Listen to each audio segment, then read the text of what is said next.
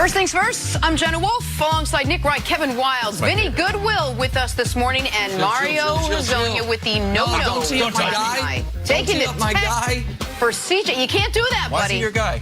No, I'm pretending I'm Lazonia. Oh, you're saying don't like, tee up don't tee up CJ. He's going to give him a 40-piece tonight. It's the principle, Smokey. It's the principle. Yeah, you can't put your hand.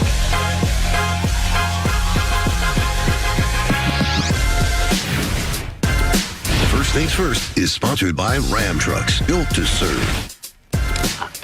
Good morning and welcome to First Things First. How is everybody on this random Tuesday morning? Wonderful. I realize I don't have Nick, I think you look fantastic. I think you look like a superstar. If that outfit was an NBA player, it's Tatum-esque. Oh, there we go. Thank you very much. What up, Vinny? What's going on? Jenna, you look spectacular as always. Thank you. I like your hair today. Thank you. Pass the compliment ball around. That means you look good today. wow. Oh, thank you. Okay. By He default. was just waiting Well, for we it. got Big all win. that Set out of this the way. whole thing up. I got a haircut, by the way.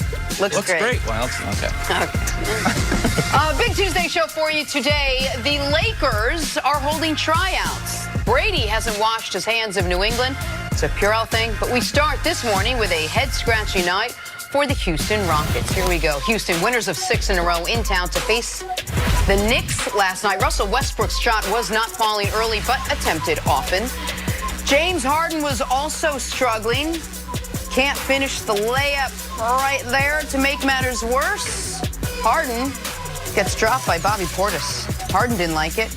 Chris Rock did. Oh! Somehow, though, Houston still had a chance to send this game to overtime, but Russ with the miss. Another one. Theme of the night. Rockets lose 125-123. Nick, you were at this game. Was this just a bad game, or was this a bigger concern for Houston? It was an awful opening 34 minutes of the game. With 2 minutes left in the third quarter, they're down by 19 points. And now, from that moment forward, they played great, but it wasn't quite enough. They cut it to 2 a couple of times, and cut it to 1 at the very late in the game, but it was not quite enough. But I would like to congratulate the Houston Rockets, because to me, that's the bigger story here. If we are now to the point to where a random Monday night loss by 2 points to the New York Knicks is worth leading a television show, then that means we're now treating them like the team they actually are, which is one of the best teams in basketball.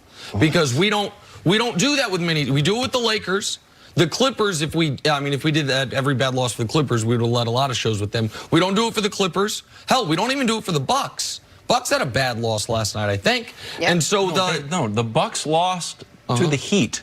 Yeah, but The Rockets lost to the Knicks. Yeah, no. They lost to a terrible team, no doubt about it. A Knicks team that actually, oddly, it kind of has the personnel to give them a bit of trouble because they have an abundance of power forwards. So the Rockets are short but strong. So the Rockets usually can bully people. You're not going to be able to do that with the Knicks. So listen, the Rockets played poorly for 3/4 of the basketball game, but I think it is noteworthy of where they must be right now if losing a close game to the New York Knicks is worth leading a show. This is actually a positive sign for the Rockets. It's not positive that they lost. It's positive that you are now being judged. Taking them a little more seriously as a potential contender right now. That's why we're leading with it on a Tuesday morning. Yeah, something. I did not expect that. I want to give Nick a round of applause for managing to spin a bad loss into a positive. Take. Nick, you are the master that of was narrative. Excellent. I will give you all the credit. It's not a narrative. No, Yes, it's a great take. I didn't pick that we started with this. I just went to the game. I'm bad luck for the Rockets. And I went to the game too. Oh, okay. What was your takeaway? What was your takeaway? My takeaway, not anything close to that. It's not Armageddon or anything like that for the Rockets. It's a random Monday night game where they took an opponent lightly, and that opponent bullied you, basically, with Bobby Portis, Mitchell Robinson, Taj Gibson, all those guys. They don't have the size. Now, granted, the teams that you're going to go against in the playoffs when it matters don't have the size, but they do have the savvy. And you wonder if there's a formula that just pound the ball inside, try to wear them out. Like, at some point, you're going to wonder if James Harden and Russell Westbrook, Russell's basically playing like de facto center when he doesn't have the ball. As far as an offensive rebounder, James Harden is playing a power forward on defense sometimes. If you're going to take the legs out from these guys, maybe that's the formula to try to combat them spreading the floor, shooting threes, getting to the basket all the time. Are we just resigned to the fact that the Rockets are going to lose the rebounding game every night? They were out-rebounded by what last night? 30-something? 31. 31. I would say we talked about whether this is a blip or a trend. So I wrote this as a scary, scary blip. They shot 36%. They missed 36 threes. So when I asked Dusty, our researcher, I said, how many threes? They said 36. I said, oh my gosh, they must have shot terribly. Like, no, they shot 36%. They just take a lot of shots and miss a lot of shots.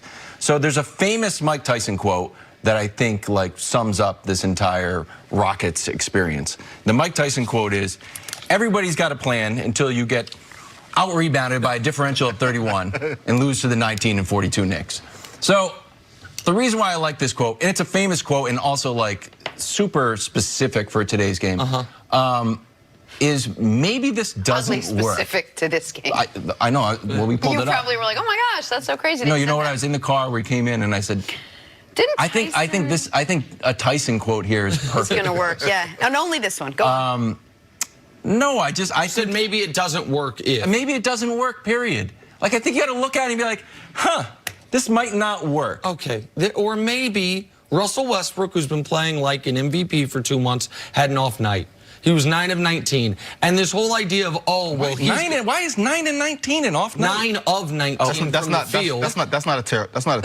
Well, he's shooting 52% since January 1st, and he's averaging 32 points a game since January 1st. Well, he's getting leaned on. He has to play center. It's going to wear on him late in the game. Can we show Russ's last 2 baskets of the game? Because they don't look like a man who's exhausted. First one comes. Actually, I was talking about Harden. With a minute. Okay, well, Harden didn't look like a man who was exhausted last night either. Here's a 3-point game. It's a minute 10 left. And how about I just dunk on the entire team's face? The exact time time down the court, how about I get right to my spot? He wasn't doing that enough last night.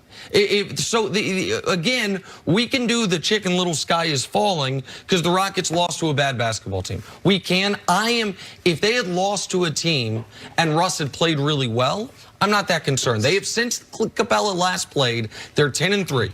They have a 1-point loss to the Jazz on a buzzer beater, a 2-point loss to the Knicks where Harden had the potential, or Russ had the potential game tire and it rimmed out, and a bad loss where Russ didn't play, I think, to the Suns. Like, this is... So they lost to the Knicks and the Suns. That's weird. Well, one of them, Russ didn't play, so most teams... Well, when Kemba doesn't play for the Celtics, it doesn't matter at all. You mean inconsistent arguments from Nick? I mean, that never happens. What is it? It's weird. It's weird. Hold on a second. It's weird. There's the difference. I don't mean to be rude, but I'm not certain if anyone knows what they're talking about. There are teams built like Boston that have almost a surplus of high-level B-plus players that if one guy's out, someone can fill that void. There's a team built like the Rockets that has 2 superstars. And if one of those guys is out, like against Phoenix a few weeks ago, they're going to be in a bad spot. And if Russ has a less than efficient game than he expected, they're going to be in a bad spot, especially if R.J. Barrett has the best game of his life. Like, this is... He did, by the way. Yeah, he did. And Wayne Ellington came off the bench and hit 3 straight threes and went 5 of 6. There are little minute moments that are the difference in this basketball game. People, you want to say this is a trend, that's fine. You want to pull up a Mike Tyson quote, that's fine. They knew they were going to get out-rebounded once they got rid of Capella. They have been fine since then. This is a blip, not the sky's falling. Nick, if you listened this morning, I never said that the sky is falling for the Rockets. I just think this is a 1-game sample size. I think actually with their personnel, they put themselves in their best possible position to maximize what they have to get as close as possible to their personnel ceiling.